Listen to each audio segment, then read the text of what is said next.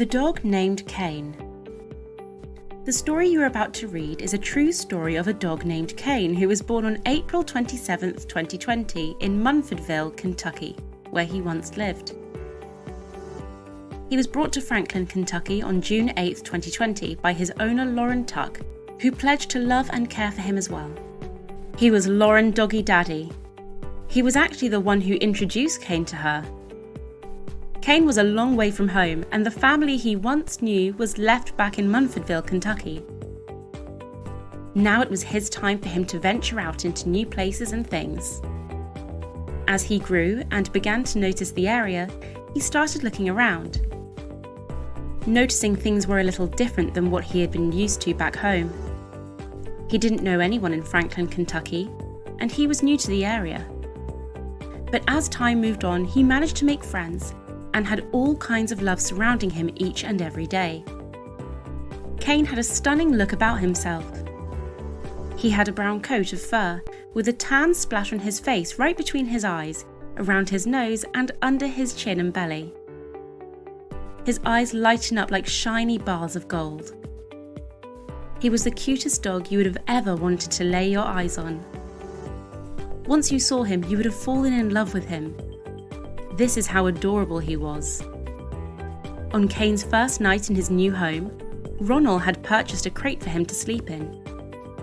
He adjusted to his new bed that night and slept like a little baby. And it didn't take him long to adjust to his new home. The owner's mother didn't know about Kane yet, until one day she was with Lauren and she pulled up at her girlfriend's house, and Lauren asked her if she wanted to see the dog. Granny Sarah was shocked to know that she had gone ahead and gotten a dog without her knowing about it. The last time the two of them had spoken about her getting a dog, Granny Sarah had replied no, and Lauren knew this.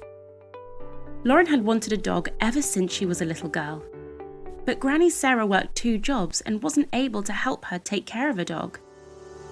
This may have been one of the reasons she didn't get one before now. She knew you had to put a lot of work in when taking care of a dog. So, Granny Sarah was unaware of her going ahead and getting the dog. But when she brought Kane out of the house and over to the car for her to see, she immediately fell in love with him. She knew Lauren was grown now and was making her own decisions. And from what she could see, she felt she had made a good decision in getting Kane.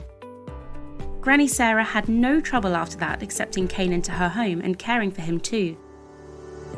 This time came sooner than she had expected it to. On the day of the 4th of July, Lauren was in a truck accident. Her neck was troubling her, and she was sore from being jerked around. She had to be off from work for 3 days, and this is when Granny Sarah decided to let Kane come home with them. Being together as a family was very important to Granny Sarah, and she knew this would make Lauren happy too. So, she had his crate moved over to her home where he would have his own bed to sleep in. Then she was able to take care of them both. And from then on, Kane was the centre of their lives. The days passed by and Granny Sarah and Kane had begun to bond together into a close relationship while Lauren was getting well. Kane was once again getting used to staying in a different place, and it didn't take him long to win Granny Sarah over to his side. She loved to see him running through the house and playing with his toys. He would even walk across the floor and run up to her, wagging his tail with his pink tongue hanging out, wanting her to pick him up. Once he would pick him up and loved on him, he was satisfied for a while, until he wanted to get down and get into something else. Then he would go and play with his toys and chew on everything he could put into his mouth. Since he was little and cute, they laughed at him and let him kind of have his way on the first. That was until he started getting bigger, and he was chewing on the rugs, papers, socks, and all kinds of things. It wasn't funny anymore, because he was becoming a pest and destroying things. When Lauren's mother told her what he had done when she came home one day from work, Lauren said, "Kane is going to have to get a job." They both laughed and looked at him from the side of their face with their eye. He was shut up in his cage at this very moment, looking out between the cart, wondering what was going with these two. He knew he was in trouble. He looked so innocent looking through the cage. You couldn't help but feel sorry for him. time after time he was warned about chewing on the things that wasn't his toys. So one day, they brought him some more toys for him to play with, hoping he would ignore the rugs and all kind of stuff. But this didn't do any good. He would still continue chewing on the rugs and all kinds of stuff from time to time. I'm sure he thought these things looked better and tasted better than his toys. And this was only half of the problems Lauren was having with Kane. He was still confused on where he needed to use the bathroom. He would be playing in the house and all of a sudden he would stop and just go right in the middle of the floor. This really upset Granny Sarah and Lauren too. She had been instructed prior to him coming to put his face in it and use a newspaper by giving him a few licks to warn him not to do this again. This was a way of teaching him not to go on the rug in the house. He was to wait until he went outside to use the bathroom. While he was being trained a few months down the road, Kane had become aware of where he was to use the bathroom. After several attempts of training him, he had become a pro in knowing where to go. He had learned to bark to let you know he had to go outside, or he would walk over to the door and stand in front of it and look at it. By this time, he was on his way of getting smarter, and he was receiving more treats than ever now. On July 22nd, 2020, Lauren had texted Granny Sarah at 7:10 a.m, asking her to take Kane to the veterinarian for his shots. His appointment was at 10:30 a.m, and she wanted to know if she could take him. She replied, "Yes, I can." Lauren then texted her and said, "He's got to be there at 10:30, Mama, and there will be a sign out front with their phone number on it.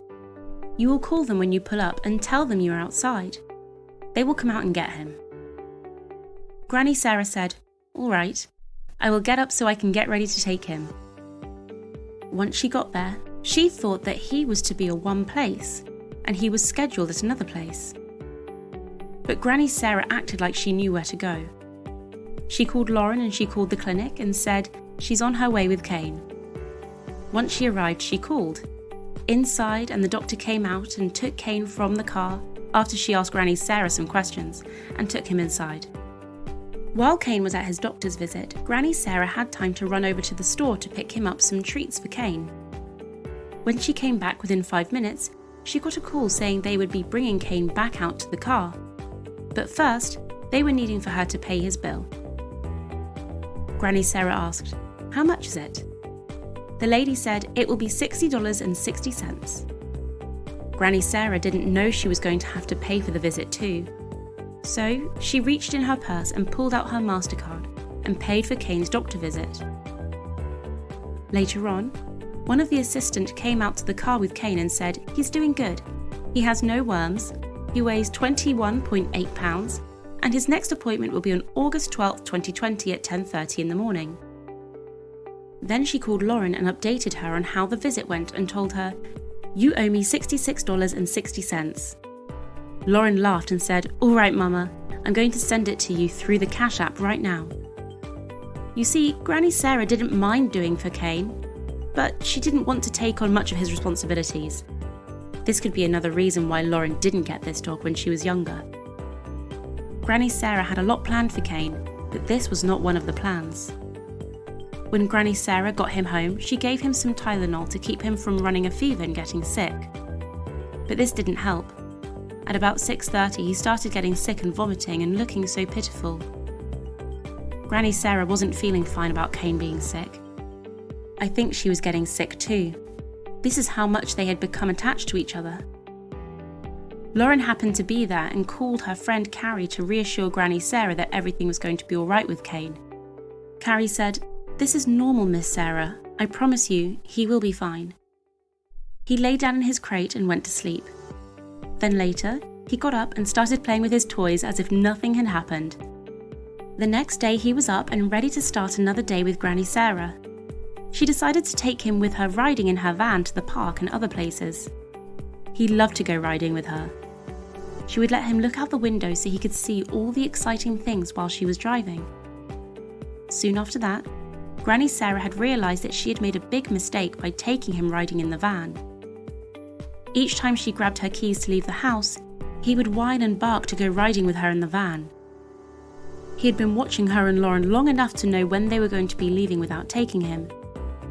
These were the signs that would alert him when they were going somewhere.